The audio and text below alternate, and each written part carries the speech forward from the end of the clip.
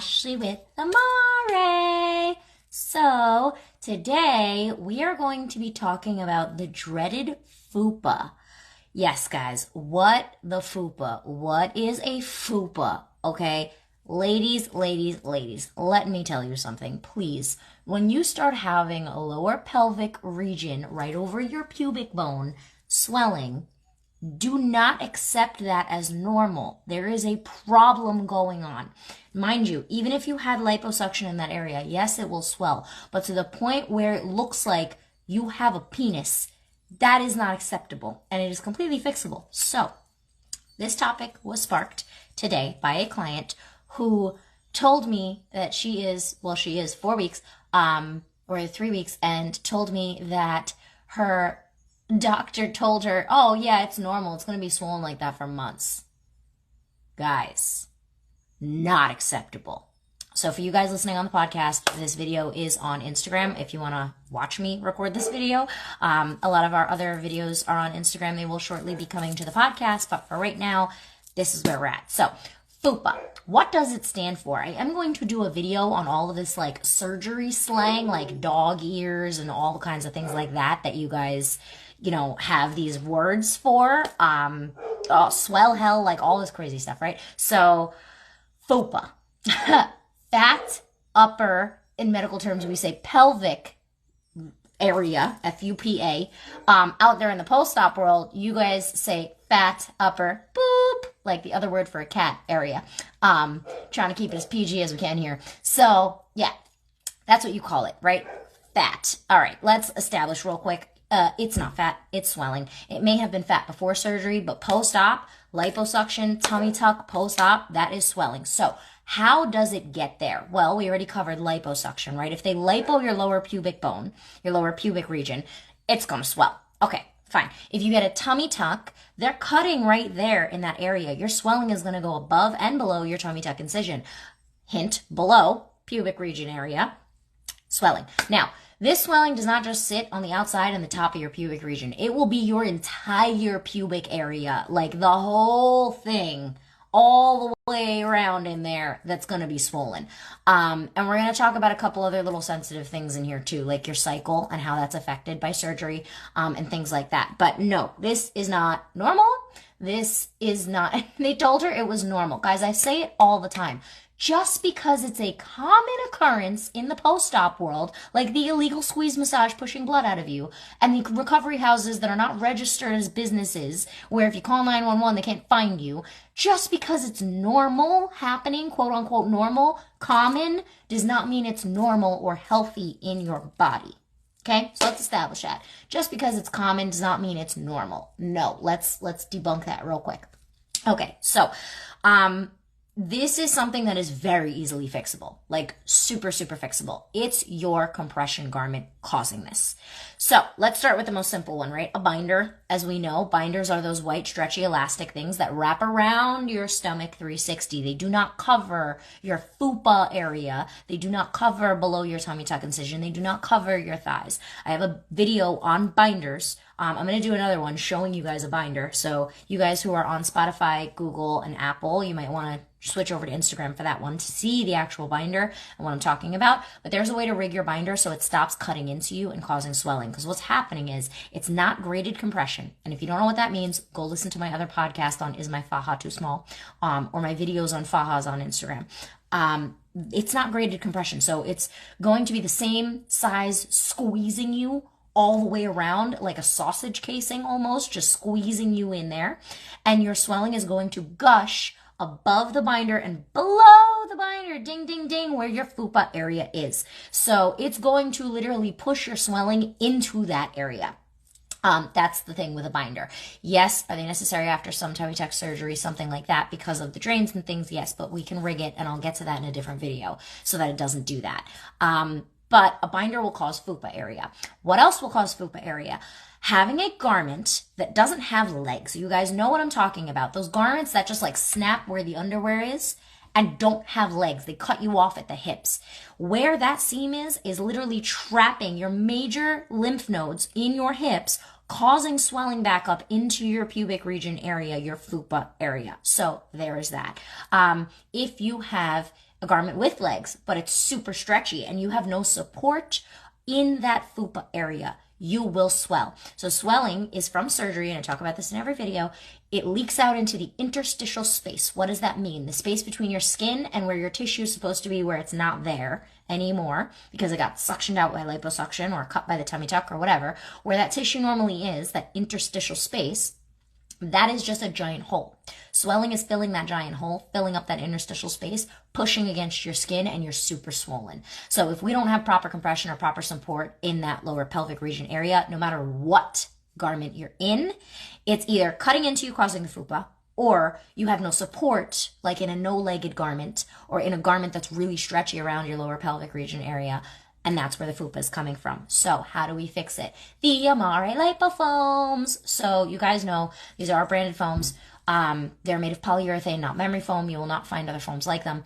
And we use them for all kinds of compression rigging in your garments. I'm going to do another video on foam. I already have one. I'll do another video on the foam itself, like with tips and tricks of how to use it. But you need something covering that FUPA area. So if you go to our online shop, link is in the bio on our Instagram, or you guys can find it on our Spotify. The link is in there as well in our bio. If you go to our online shop, order a pack of foam. You are not cutting the foam. The worst thing that you guys do is put boards and like those triangles or those chunks or those pieces of foam over your FUPA area. Why is that bad? Because again, where that foam is triangulated on your FUPA area, it's ending right at your lymphatic vein, like drains, vessels in your hips. It's like pushing against it, cutting off the flow. So we use one horizontal piece on your lower pelvic region, touching your thighs all the way up to just underneath your belly button. So your entire FUPA area covered by one big flat piece of Amare foam, so that it pushes the garment, the binder, the no-legged garment away from your drains to get your fluid to start pouring back into your lymph nodes and your drains in your hips so that that starts to drain out. So that's life hack for that. If you guys have this giant FUPA problem and it is swollen and you have it for more than like 2 or 3 weeks, it's going to become fibrosis. You are not moving that much. No flow is happening down there in the FUPA area. So it's going to turn into this hard mass right over your pelvic region. Then we're going to need twice as many sessions and twice as long to reverse it back to its natural liquid state, which is swelling, which is where it came from, and then get it drained out and fix the problem that was causing the block up to begin with, turning it into that FUPA to begin with. So there's a process. If you need help with FUPA things, if it is hard and not going anywhere, if it is swollen in FUPA and it's been 3 weeks and you're like, oh my God, what the FUPA? Schedule a virtual with me. Call the office, 732-841-0142. Alex will get you set up with a virtual and we can figure out what's causing it. Because guys, you can rub that thing till the cows come home. If there is no flow, if you are blocking the flow of that swelling and it can't go back into your body due to the garment, due to the boards, due to whatever, it's never going to go away. It's going to constantly be trapped there. That is a bone. It's a pelvic region bone. You are not getting much movement in that area. Even if you're walking like a mile a day, and I know you're not doing that post-op, but even if you guys are doing like a lot of exercise, let's say you're 3 months out, it's fibrosis. You're not going to get it to have that type of movement that we need. And even still, if you're still using the thing that caused it, it's going to stay.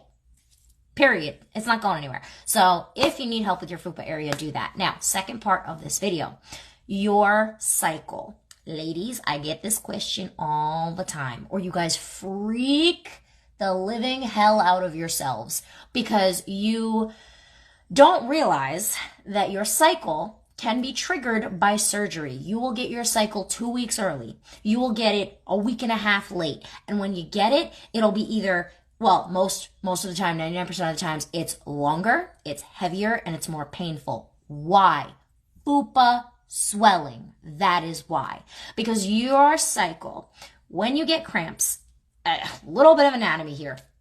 When you have your cycle, your hips basically micro shift a little bit and open like a slight bit, the way they do during pregnancy where they really shift. It's like barely, and you start cramping because you're having those contractions, mini baby contractions, the same way you would during pregnancy, just a lot less. Mini baby contractions as everything's falling out, right, and shedding. Here's the thing. Your body is very tiny. My body's very tiny. So, guys on the podcast, you're not going to be able to see this, but as I stand up, and we look to the side, this is your hips right here, this nice big chunk, right?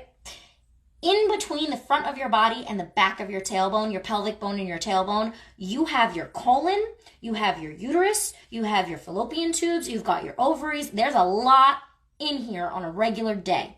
You now have massive amount of internal swelling from a tummy tuck or an ab repair. You now have swelling from liposuction on top, sitting on top of your abdomen. And you're going to swell a little bit during your cycle and get internal swelling. So you've got swelling already in there pushing on it. Then you've got internal swelling that's developed because of the little crampy contractions for everything starting to shed, that little bloat that we normally get. So yeah, it's going to be a lot worse. You're going to feel it and you may not want to be in your garment for it. That's okay. But we need to get back in your garment right after it ends, because that's all that time that we're losing, that you have internal swelling and interstitial swelling, right, under the skin from surgery, interstitial swelling. And if we don't get right back into the garment after our cycle's over and we can manage with it, if we can even try to manage with your cycle and the garment, that would be the best thing possible, because you now have double the amount of swelling in a very tight, tiny area between your coccyx bone, your tailbone, and your pubic bone. All of that. And then you've got swelling on top of your pubic bone, enter FUPA.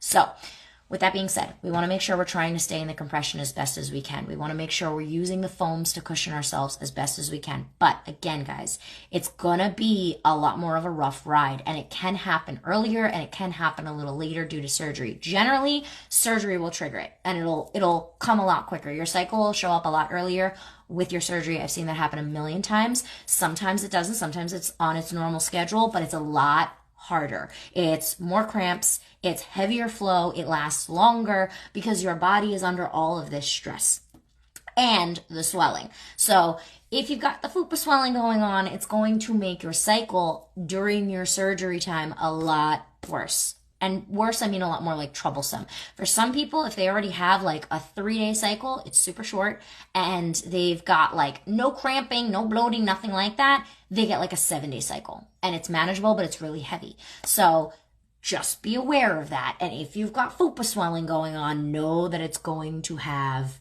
a whole thing.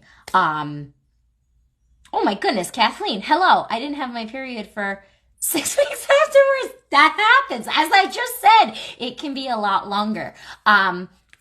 It's okay. It's normal. That is a normal body function. That is part of the process, because your body is under a lot of stress. So again, with the pressure and stuff like that in that area with the FUPA, Kathleen, I'm trying to focus here. If you guys don't know Kathleen, she has the Plastic Surgery Recovery Handbook on Instagram. For you guys listening on the podcast, you can look her up on Instagram. I do tag her in a lot of my stuff. We share a lot of each other's stuff. She is also a really great resource.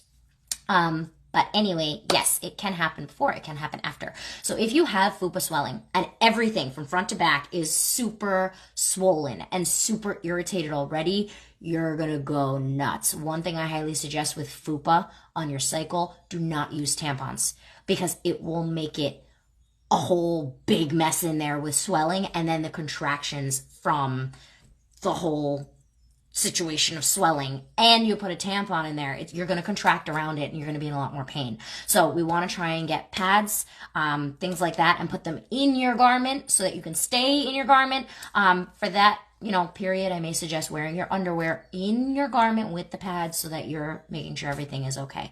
So that's the FUPA thing. But again, if it hardens, and it may not just be on top of your pubic region. It may harden like in between your legs too. I've seen that as well, to get fibrosis in between there because of the swelling. It can last months, especially if you're staying in that thing that's going to trap the swelling and trap the fibrosis. It can be years. After a tummy tuck, that whole area stays hard because you've had it all cut. So there's that. Like I said, it's not going to go anywhere if we don't stop the problem. So that's your whole cycle thing. Just be aware of that, especially if you see FUPA signs and your cycle's been off for a while. It could be the excess swelling in there causing more pressure on your body. With all of the organs in there, it's a very small space. So that's that part of it. Now, something out of left field, now that we're done talking about the important stuff. Guys, why on earth would you do cavitation on your pubic bone? Why? I have a whole video on cavitation, ultrasound and radio frequency. We are not doing post-op. That is for when you are healed. That is for 3 months, 6 months out if you still want to tone and tighten a little bit. That has nothing to do with post-surgery and will cause instant fibrosis. Lovely lady came in to see me 3 weeks ago, had no swelling, decided she was going to go get cavitation done even though I told her not to.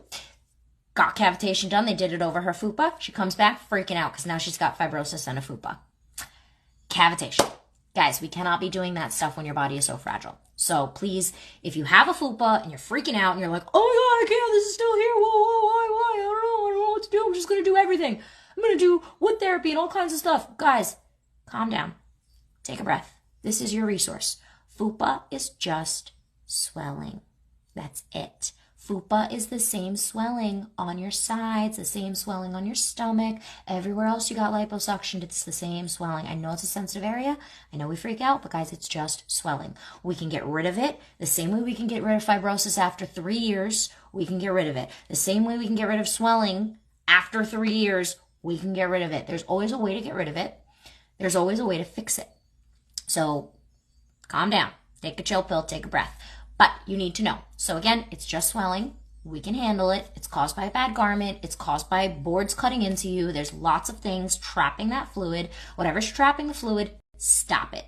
First and foremost. Second of all, go ahead and schedule with me and I'll tell you how to reverse it. It's very different depending from person to person, what it looks like, how long it's been there, all of that stuff. We can figure out ways to deal with it. So there's that. But yeah, stop freaking out about your FUPAs, guys. It's not that serious. I know the post-surgery community makes it this big, like elaborate, like all these buzzwords and all the crazy stuff that you freak out about until you start rubbing oil on it and rubbing wood on it and like doing all this crazy stuff, cavitation, radio frequency, cupping the FUPA area. I know cupping is used for fibrosis, but that's a little, for me, that's a little delicate of an area. I wouldn't really want to do that. That might be something you want to ask Kathleen about. Kathleen does cupping for fibrosis. So Kathleen, go ahead.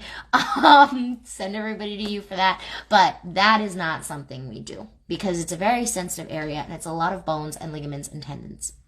But again, don't go do crazy things with your FUPA. And do not, when your doctor tells you 3 weeks out, oh yeah, it's normal. Is it though?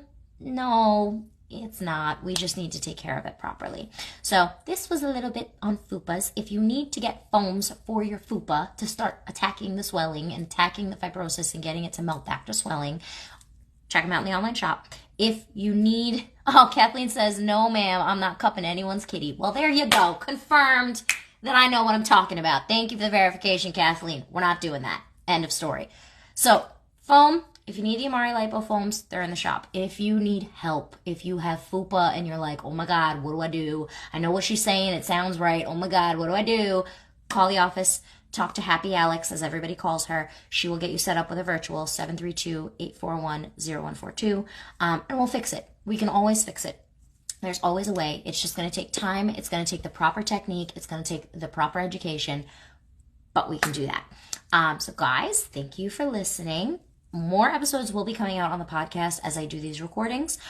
We are going to try to put some of the backdated episodes on the podcast as well, the backdated videos from Instagram, so we have a little bit bigger of a library for you guys.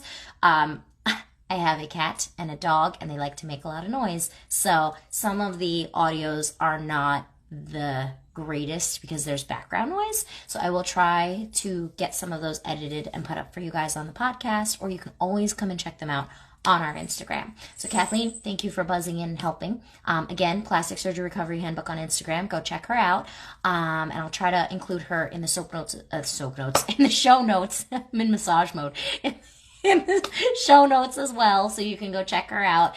And that's it, guys. Have a good night, and I will talk to you guys soon. Bye!